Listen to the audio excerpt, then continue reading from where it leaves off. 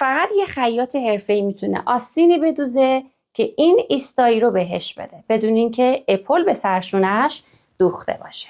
امروز میخوام یه تکنیک جدید رو توی فتیله گذاری بهتون یاد بدم که خروجی آستیناتون به همین زیبایی باشه.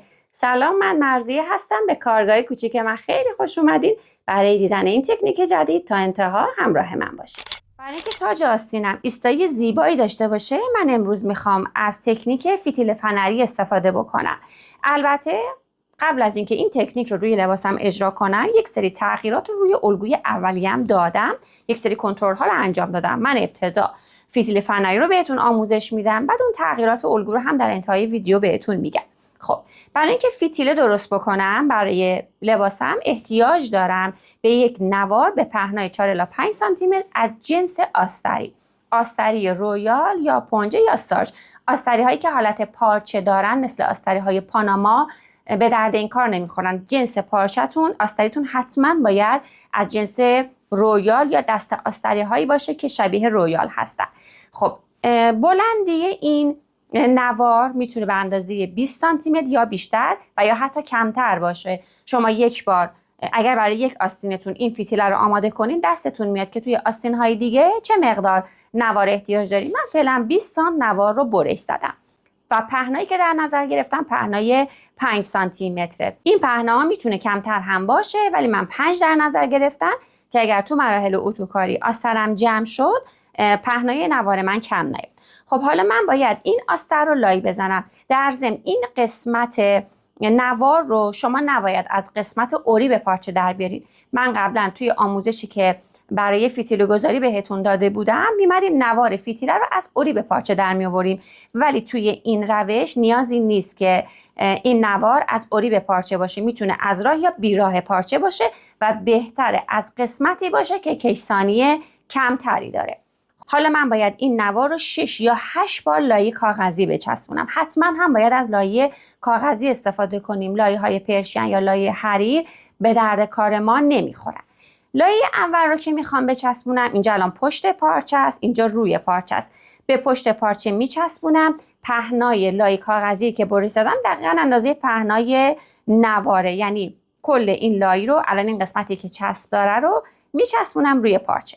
برای اینکه این لایه خیلی خوب بچسبه، میام و یک بار اول با اسپره این قسمت چسبدار رو خیس میکنم. الان اینجا رو خیس کردم قسمت چسبدار رو. حالا میذارمش روی پارچه و با اتوی فقط داغ، بدون اینکه از اتوی بخار استفاده بکنم، میذارم یک مقدار صبر میکنم و اجازه میدم که این لایه بچسبه. اگر در چسبوندن لایه کاغذی از اتوی بخار استفاده کنی، لایه‌تون باز میشه و خوب نمیچسبه. لایه کاغذی رو حتما باید با اتوی فقط داغ. خب، حالا میخوام لایه های بعدی رو بچسبونم. گفتیم 6 الی 8 لایه بعد لایه کاغذی چسبونده بشه.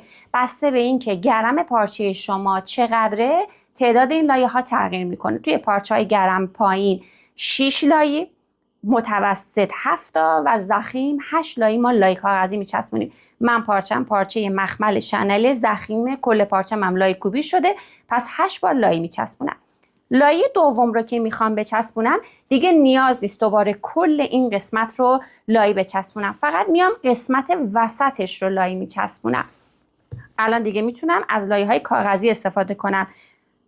به اندازه که طول این پارچه من هست لایه رو برش میزنم.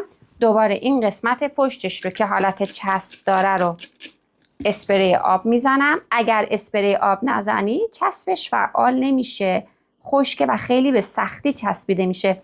ببینین وسط گذاشتمش، از این ور اون ور دیگه نداره. میتونید هم کامل لایش بزنید، ولی خب فقط ما وسط رو نیاز داریم. اگر کامل لایش بزنید ممکنه تو زاپاسای دوغ موقع برش زدن خیلی ضخیم بشه و نتونید برش بزنید.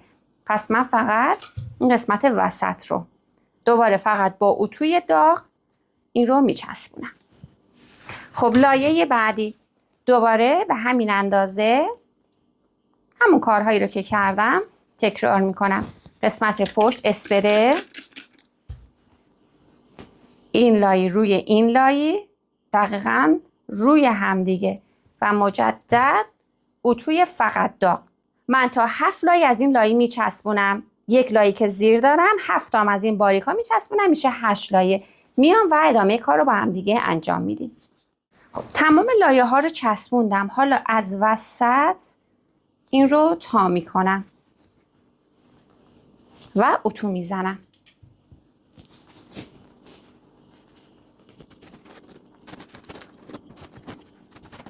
دیگه اصلا اتوی بخار نمیزنم، چون اگر اتوی بخار بزنم اون لایه هایی که در قسمت زیری چسبوندم باز میشه.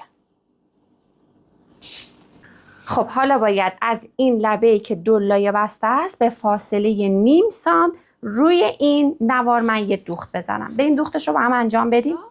از این قسمتی که 2 لایه بسته است به اندازه نیم سانت، نیم سانت میشه یه دونه پایه. ببینید این پایه رو میذارم لبه کارم. الان این لبه پایه با لبه 2 لایه بسته مماسه. یه دوخت میزنم. حتما سوزنتون رو سوزن شماره 16 بذارید، چون این پارچه خیلی ضخیم شده. حتما باید شماره سوزنتون بالا باشه و درجه دوختتونم روی 3 یا 3.5 بذارین. اینجا رو میدوزم. من دارم با نخ سفید میدوزم که شما بهتر متوجه بشین.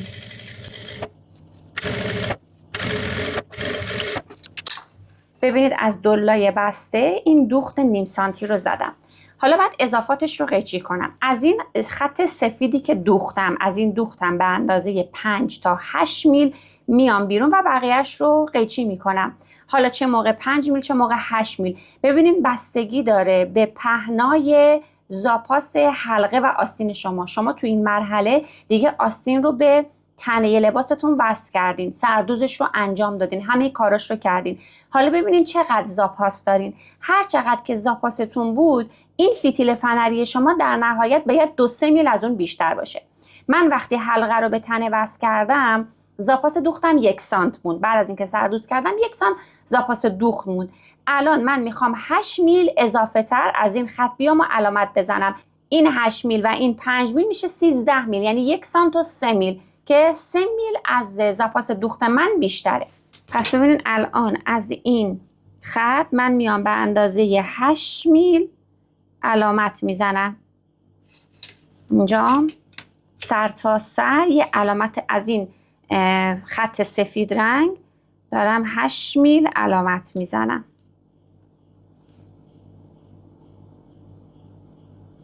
دقیق که علامت زدم سر تا سر این خط صاف رو میکشم. میخوام یک فتیله 1 دست منظم داشته باشم. ببینید خطش رو کشیدم. حالا یا همین خط رو قیچی میکنم یا میبرم با سردوزش میکنم. سردوز کنیم خب مسلما تمیزتره. اگر سردوز ندارین قیچیش کنید. من میرم سردوزش کنم. اضافاتش سردوز شد و همینقدر از پهنای فتیله ممون. ببینید حالت فنری پیدا کرده. حالا همه این برای ما نیاز نیست. ما اندازه کارور تا کارور لباسمون رو احتیاج داریم. از کارور تا کارور رو جاش رو مشخص میکنم. ببینید برای لباس من تقریبا کارور هول و هوش این قسمت میشه تا این قسمت. این فتیله رو از کارور تا کارور میزنیم. ببینید آستین دوخته شده، دور حلقه تمیز دوزش انجام شده. دیگه این تو مرحله آخره.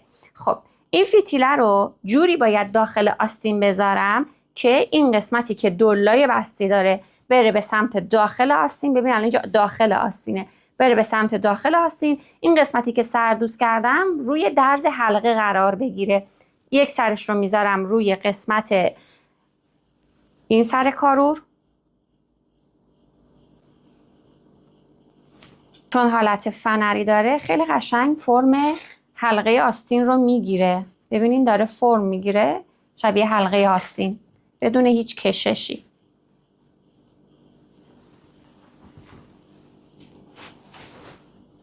تا اینجا که سمت مقابلش و کاروره. اضافاتش رو دیگه میتونم قیچی کنم. شما میتونید یه نوار بلند ببرید برای 2 تا آستینتون به این صورت. حالا میبرمش میذارمش زیر چرخ و روی زاپاس دوختم رو میدوزم. دوختم روی دوخت قبلی نیست، به همین لبه، به فاصله 1 پایه از این لبه. بریم دوختش رو هم انجام بدیم. دوخت این مدل فتیله رو بهتون توصیه میکنم. مطمئنم اگر یک بار امتحانش کنید متوجه تفاوت این تکنیک با تکنیک های دیگه میشین. من سعی میکنم بروزترین و جدیدترین تکنیک ها رو همیشه بهتون آموزش بدم که در نهایت خروجی خیلی خوبی داشته باشه. ببینید آستین الان به سمت داخل آستینه و داخل آستین رو به سمت ما قرار داره و این قسمتی که سردوز شده بودم که به سمت بیرونه، به اندازه به فاصله 1 پایه. ببینید 1 پایه مماس با این لبه پایه، مماس با لبه آستینم. این رو یه دوخت میزنم. نیازی به هیچ کار خاصی هم نیست چون فتیله حالت فنری داره، خودش فرم میگیره. خب به این صورت این فتیله دوخته شد. حالا وقتی که به رو بکنم آستین رو، این فتیله داخل دیگه، این رو میدم به سمت داخل و تاج آستین شما به همین زیبایی. ببینید چه ایستایی خوبی داره، انگار که اپل داره. شما حتی اگر اپل هم نزنید به همین زیبایی و قشنگی تاج آستین شما ایستایی داره. خب حالا بریم نکته الگو کشیش رو بهتون بگم. نکته‌ای که میخوام بهتون بگم رو باید برای تمام آستین هاتون اجرا بکنین. فرقی نمیکنه که شما میخواین از چه تکنیک فتیله گذاری استفاده کنید برای آستینتون. اصلا میخواید فتیله بذارید یا نمیخواید فتیله بذارید، برای اینکه در نهایت یه تاج آستین گرد و خوبی داشته باشین، بعد این نکته الگویی رو رعایت بکنین. وقتی که الگوهاتون رو کشیدین و تمام مدل سازی ها رو روش انجام دادین، یک کنترل نهایی باید داشته باشین. سرشانه های قسمت پشت و جلو رو از محل حلقه آستین به همدیگه وصل میکنید به این صورت. حالا محل اتصال این سرشانه ها خیلی مهمه که چه فرمی داشته باشه. الان ببینید اینجا رو من تیکه کاغذ رنگی میذارم. ببینید اینجا رو، فرمش رو ببینید حالت زاویه داره. این فرم به شما یک حلقه خوب و گرد رو نمیده. شما از هر تکنیک فتیله گذاری هم که استفاده بکنید، اگر که سرشانه های شما محل اتصال حلقه ها و هم این فرم زاویه دار رو داشته باشه، به شما خروجی خوبی نمیده. شما باید این قسمت زاویه رو از بین ببرید. حلقه شما در نهایت باید یک فرم گرد داشته باشه. ببینید این که با مداد کشیدم.